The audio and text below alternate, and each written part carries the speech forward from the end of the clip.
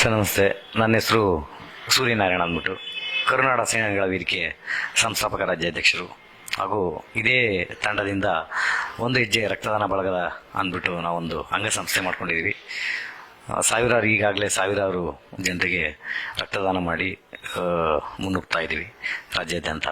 ನಾವು ನಮ್ಮ ಅಕ್ಕಪಕ್ಕದಲ್ಲೇ ನೋಡ್ತಾ ಇರ್ತೀವಿ, ನಮ್ಮ ಕುಟುಂಬದಲ್ಲೇ ನೋಡ್ತಿರ್ತೀವಿ, ನಮ್ಮ ಅಕ್ಕ ತಂಗಿಯರು, ನಮ್ಮ ಹೆಂಡತಿ ಮಕ್ಕಳಿರ್ಬೋದು, ಒಂದು ಮುಟ್ಟಿನ ರಜೆ ಅಂತ ಅಂದ್ಬಿಟ್ಟು.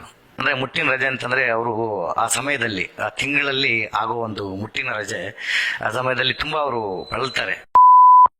ಆಗ್ಬೋದು ಹೊಟ್ಟೆ ನೋವಿನಿಂದ, ಇದರಿಂದ ತುಂಬ ತೊಂದರೆಗಳು ಆಗುತ್ತೆ ಅವರಿಗೆ. ಆದರೆ ಅವರು ಮನೆಯಲ್ಲಿ ಏನು ಕೆಲಸ ಮಾಡಬೇಕು, ಏನು ಮನೇನ ಯಾವ ಥರ ನಿರ್ವಹಣೆ ಮಾಡಬೇಕು, ಗಂಡ ಮಕ್ಕಳನ್ನ ಎಲ್ಲನೂ ಮಾಡ್ತಾರೆ ಅವರು. ಮಕ್ಕಳು ಅಷ್ಟೇ ಕೆಲಸಕ್ಕೆ ಹೋಗಿ ತಮ್ಮ ಕೆಲಸಗಳನ್ನ ಹೊಟ್ಟೆ ನೋವಲ್ಲೂ ಏನೋ ಒಂದು ಮಾತ್ರೆನೋ ಮದ್ದು ತೊಗೊಂಡು ಹೋಗ್ಬಿಟ್ಟು ಕೆಲಸಕ್ಕೆ ರಜಾ ಆಗ್ದಂಗೆ ಹೋಗ್ಬಿಟ್ಟು ಬರ್ತಾರೆ.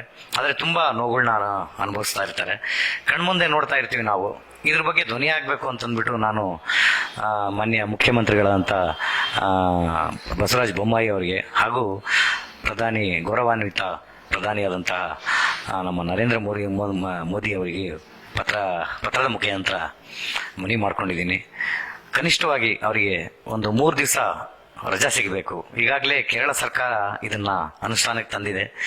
ನಮ್ಮ ರಾಜ್ಯದಲ್ಲೂ ಈ ರೀತಿ ತರಬೇಕು. ಮತ್ತು ಸುಮಾರು ವರ್ಷಗಳಿಂದ ಈ ಬಿಹಾರಲ್ಲೂ ಇದನ್ನು ಅನುಷ್ಠಾನಕ್ಕೆ ತರಬೇಕು ಅಂತಂದ್ಬಿಟ್ಟು ಅಂದ್ಕೊಂಡ್ರು ಲಾಲು ಪ್ರಸಾದ್ ಯಾದವ್ ಅವರು. ಆದರೆ ಆಗಲಿಲ್ಲ.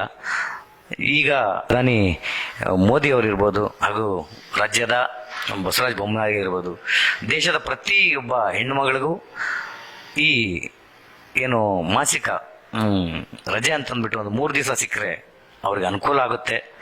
ಅವರು ಅಕ್ಕಪಕ್ಕ ನಾವು ನೋಡ್ತಾ ಇರ್ತೀವಿ, ತುಂಬ ಕಷ್ಟಪಡ್ತಾ ಇರ್ತಾರೆ. ಹಾಗಾಗಿ ಋತುಚಕ್ರದ ಒಂದು ಏನು ರಜೆ ಕೊಟ್ಟರೆ, ಸರ್ಕಾರದಿಂದ ಅನುಮತಿ ಕೊಟ್ಟರೆ, ಒಂದು ಮಾನವೀಯತೆ ಮೆರೆದ್ರೆ ಎಲ್ರಿಗೂ, ಎಲ್ಲ ಹೆಣ್ಮಕ್ಳಿಗೂ ಒಳ್ಳೇದಾಗುತ್ತೆ ಅಂದ್ಬಿಟ್ಟು ನಾನು ಇದೊಂದು ಮನಸ್ಸಿಗೆ ಬಂತು. ಹಾಗಾಗಿ ಪತ್ರ ಮುಖಾಂತರ ವಿನಂತಿ ಮಾಡ್ಕೊಂಡಿದ್ದೀನಿ. ಅವರಿಂದ ಏನು ನಾವು ನಿರೀಕ್ಷೆ ಬರುತ್ತಂತಂದ್ಬಿಟ್ಟು ಕಾದು ನೋಡ್ತಾ ಇದ್ದೀವಿ. ಒಂದು 15 ದಿವಸ ನಾವು ನೋಡ್ತೀವಿ. ಇಲ್ಲ ಅಂತಂದರೆ ಮಾಧ್ಯಮ ಮಿತ್ರರ ಮುಖಾಂತರ ನಾವು ನಮ್ಮ ಕನ್ನಡ ಪರ ಸಂಘಟನೆಗಳು ಹಾಗೂ ಒಕ್ಕೂಟದ ವತಿಯಿಂದ ಬಸವರಾಜ ಬೊಮ್ಮಾಯಿ ಅವ್ರನ್ನ ಹಾಗೂ ಮಾಜಿ ಪ್ರಧಾನಿಗಳನ್ನ ಭೇಟಿಯಾಗುವ ಅಥವಾ ಅವ್ರ ಹತ್ರ ಮಾತಾಡುವಂತಹ ಇದರ ಬಗ್ಗೆ ಮಾತಾಡಿ ಹೆಣ್ಮಕ್ಳಿಗೆ ಒಳ್ಳೇದಾಗಬೇಕು ಅಷ್ಟೇ. ಅವ್ರು ಪಡೋ ಕಷ್ಟ ಪ್ರತಿಯೊಬ್ಬರು ಮನೆಯಲ್ಲೂ ನೋಡ್ತಾ ಇರ್ತೀರ, ಗಂಡ್ಮಕ್ಳು ಎಲ್ಲರೂ ಧ್ವನಿಯಾಗಿ ಇದಕ್ಕೆ ನಮ್ಮ ಅಂತಂದ್ಬಿಟ್ಟು ಈ ಮುಖಾಂತರ ಕೇಳ್ಕೊತೀನಿ. ಧನ್ಯವಾದಗಳು.